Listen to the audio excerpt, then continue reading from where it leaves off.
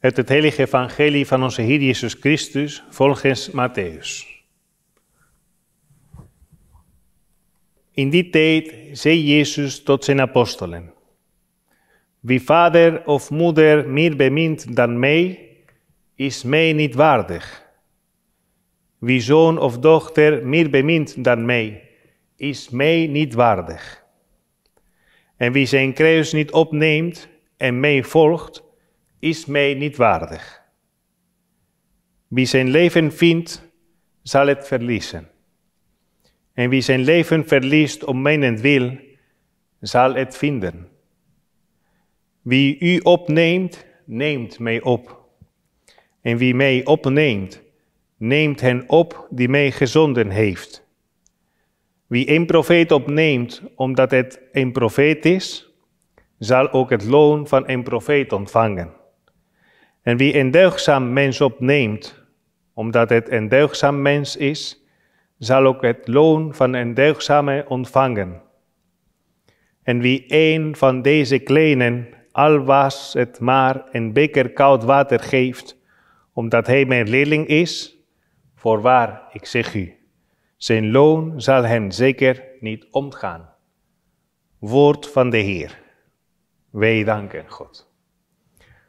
Wij zijn op de 30ste zondag van het jaar en het wordt een hele dringend evangelie. Wel eisend van Jezus zelf. Vragen om hem meer te beminnen dan de anderen. Het is ook dezelfde vraag die Jezus heeft gevraagd aan Petrus. Petrus, houd je mij meer dan deze?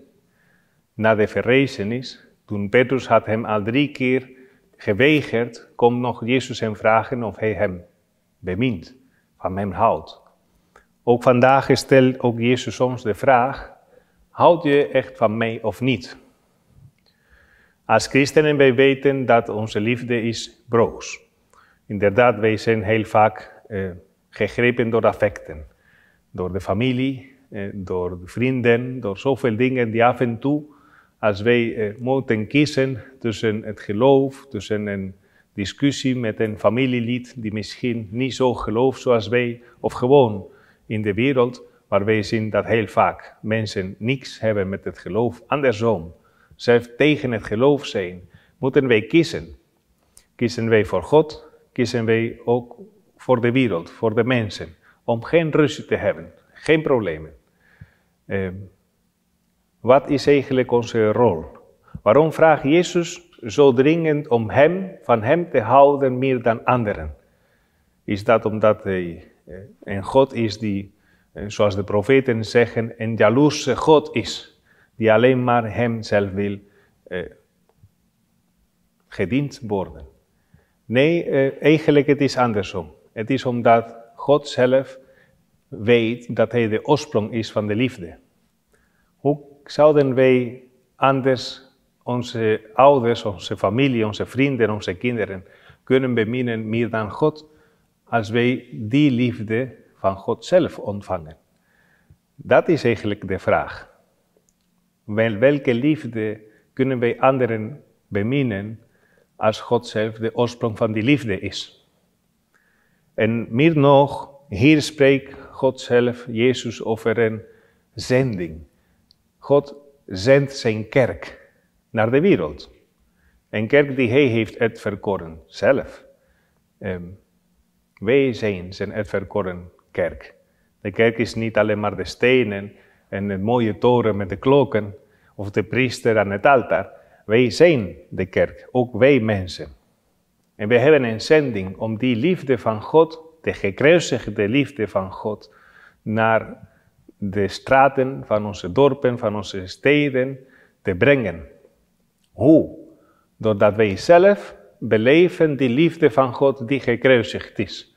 Omdat wij zelf ook een kruis hebben. Ja, het allerheiligste sacrament is wit, denk ik, heb ik nog niet leren kennen. Niemand die zo een leven heeft zonder kruis. Ja? Iedereen heeft een grote of een kleine kruis die hij moet dragen. En precies in die kruis, in die lijden, die voor vele mensen zo moeilijk is om te begrijpen waarom we moeten lijden. Waarom laat God een ziekte toe? Of een kleinkind die ziek is?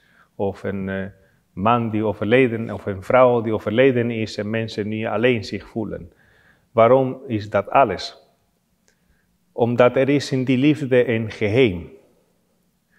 Christus wilde zijn liefde laten tonen, niet alleen maar in het welhebben met mensen. Jezus heeft ook gehad feesten met zijn vrienden, met Lazarus, Maria, Martha, met zijn leerlingen. Maar vooral heeft die liefde getoond op het kruis. Juist als mensen hem hebben gehaat en hem hebben weggeworpen, toen heeft Jezus laten zien de grootheid van zijn liefde. Een liefde die niet verbonden is aan de dood. Die is sterker dan de dood. Die is in staat om aan het lijden een zin te geven.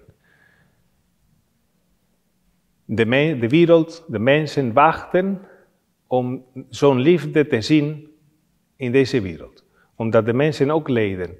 En heel vaak lijden ze zonder zin. Zonder te weten waarom wij lijden. Is er weer een zin aan het lijden? Is de liefde in staat om die lijden te verlichten? Zelf te brengen over de dood naar een eeuwig leven? Hebben wij ook die vraag, die antwoord aan die vraag? Ik denk van wel. Diegenen die een echte ervaring van het geloof hebben, die God hebben in hun leven, hebben een antwoord ontvangen aan die lijden. En dat zijn die apostelen waarover Jezus hier hebt. Apostelen die hebben voor God gekozen boven alles. Boven hun familie, boven hun vrienden, boven alle affecten, boven hun eigen leven. Want zij weten, het echte leven is die van God. En die dragen ook wij zelf naar buiten. En wij laten het zien, hopelijk laten wij het zien, dat werkelijk vandaag God verschijnt in deze wereld in mijn leven. Zodat als mensen mij ontvangen, naar mij luisteren, naar mij zien, de wijze hoe God mij leven geeft boven alle ellende en moeilijkheden. De mogelijkheid om gelukkig te zijn, ook in moeilijke situaties. De mensen zullen het geloof zien. Niet alleen maar horen. Wij spreken heel vaak te veel over het geloof. Maar het geloof is iets die mensen moeten zien. Eerder dan erover luisteren. Laten wij ook aan de hand van dit evangelie, aan de hand van dit woord, ook ons geloof hernieuwen en beleven. Dat onze liefde naar God mogen gaan. Dat Hij mag onze lijden verlichten. Dat wij mogen ons kruis dragen, de leven van God tonen aan deze wereld.